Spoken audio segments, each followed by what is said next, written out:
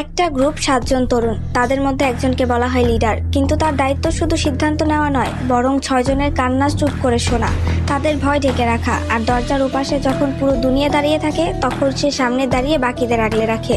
হ্যাঁ, আমি আরএমের কথাই বলছি, ওরফে কিম নামজুন। যখন বিটিএস নামটা কেউ চিনত না, নামজুন তখনও বিশ্বাস রাখতো এই 6 জন একদিন আকাশ ছোঁবে। যখন জাঙ্কুক কনফিডেন্স হারিয়ে ফেলতো, নামজুন তাকে বলতো, তুমি পারবে, তুমি আমাদের গর্ব। যখন তাইয়াং আবেগে ভেঙে পড়তো, নামজুন চুপচাপ তার পাশে বসে থাকতো, একটা কথাও বলতো না, কিন্তু জানিয়ে দিত তুমি একা না।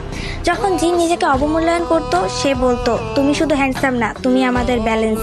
যখন ইয়ঙ্গি নিজের দুঃখ গানে ঢেলে দিত, নামজুন তাকে বলতো তোমার ব্যথা আমরা আমাদের শক্তি বানাবো।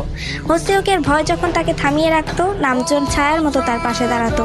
আর জিমিনের চোখে যখন অশ্রু আসতো, নামজুন এক ভাইয়ের মতো তার পাশে গিয়ে তার হাত ধরতো। সে কখনো নিজের কষ্টগুলো দেখায়নি, কারণ তার কাছে লিডারশিপ মানে সবার আগে নিজেকে নয়, বাকিদের গুরুত্ব দেওয়া। নামজুন শুধু লিডার না, সে 6টা হৃদয়ের গার্ডিয়ান। তার সেই নিঃশব্দ নেতৃত্ব আমাদের শিখিয়েছে আলোর নিচেও একজন মানুষ থাকে যার নিজেরও আলোর দরকার। সে বিটিএস এর লিডার না, সে বিটিএস এর